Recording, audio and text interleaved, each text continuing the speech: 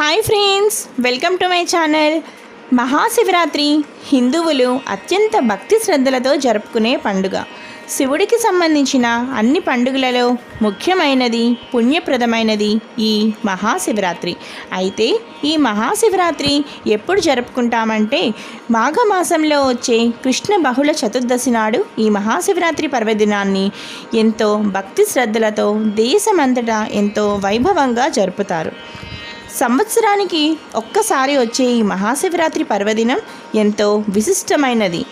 ఈ ఒక్కరోజు శివుణ్ణి పూజిస్తే చాలు జన్మలో చేసిన పాపాలన్నీ తొలగి పుణ్యం ప్రాప్తిస్తుంది. అందుకే మన పెద్దలు అంటూ ఉంటారు, జన్మానికో శివరాత్రి అని. అంటే మన జన్మలో ఏ ఒక్క శివరాత్రి అయినా ఆ భోళాశంకరుణ్ణి పూజిస్తే చాలు అని ఇక్కడ మనం చెప్పవచ్చు. ఈరోజు మనం మహాశివరాత్రి పూజా విధానాన్ని చాలా క్లియర్గా పూర్తి వివరాలతో ఈ వీడియోలో స్పష్టంగా తెలుసుకుందాం.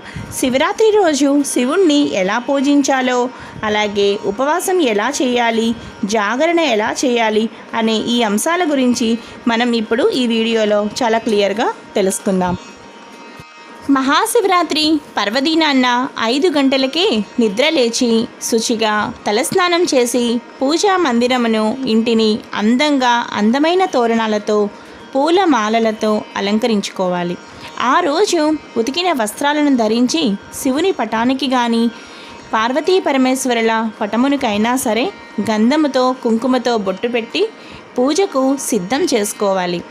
మారేడు దళములతో, పూలమాలలతో భోళాశంకరుణ్ణి అలంకరించి షోడశోపచార పూజలు నిర్వహించాలి. ఆ తరువాత నైవేద్యంగా అరటి పళ్ళను, ఇతర పళ్ళను, ఇంకా మీకు వీలైన అన్ని రకాల పళ్ళను భోళాశంకరుడికి నైవేద్యంగా సమర్పించాలి. ఆ తరువాత శివుడికి కొబ్బరికాయ కొట్టడం మాత్రం అస్సలు మర్చిపోకండి. ఆ తరువాత తాంబూలం సమర్పించి పూజా సమయంలో గౌరీ అష్టోత్తరం, శివ అష్టోత్తరం, అలాగే శివ పంచాక్షరి మంత్రమున శివరాత్రి రోజు పఠించడం చాలా మంచిది. అంతేకాకుండా ఈ విధంగా శివనామస్మరణ, లింగాష్టకం శివరాత్రి రోజు పఠించడం వల్ల, పరమశివుణ్ణి ధ్యానించడం వల్ల అష్ట ఐశ్వర్యాలు, మోక్ష మార్గాలు సిద్ధిస్తాయి. అదేవిధంగా ఉపవాసం ఉండేవారు ఉపవాసం ఎలా చేయాలి అంటే ఉదయం పూజ అయిన తరువాత నుండి పూర్తి ఉపవాసం చేస్తూ ఏదో ఒక సమయంలో కాస్త పాలు, పళ్ళను మీరు తీసుకుని ఉపవాసం చేయవచ్చు. ఈ విధంగా మీరు ఉపవాసాన్ని చేయాలి. అంటే మరుసటి రోజు జాగరణ సమయం, అంటే ఆ రోజు రాత్రి అంతా జాగరణ కూడా ఉంటారు. దానితో పాటు మరుసటి రోజు దీపం పెట్టే వరకు కూడా ఈ విధంగా ఉపవాసం చేయాలి. అంతేకాకుండా ఆ రోజు జాగరణ చేసేవాళ్ళు ఎలా చేయాలి అంటే శివరాత్రి రోజు ఆ రోజు రాత్రి నుండి మొదలుకుని మరుసటి రోజు తెల్లవారుజాము 6 వరకు జాగరణ సమయం అన్నమాట.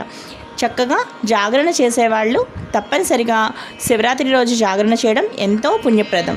ఈ విధంగా శివరాత్రి రోజు ఉపవాసం, జాగరణ, శివనామస్మరణ చేస్తూ జాగరణ చేయడం అనేది ముఖ్యమైన విషయం.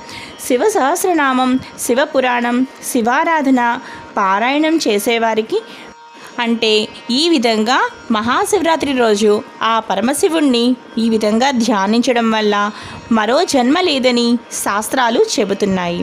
అలాగే శివరాత్రి రోజు రాత్రి అంతా శివ పరమాత్మ స్తోత్రములతో పూజ చేసిన వారికి కైలాసవాసం ప్రాప్తిస్తుందని పురాణ కాలం నుండి పండితులు చెప్తున్న మాటే.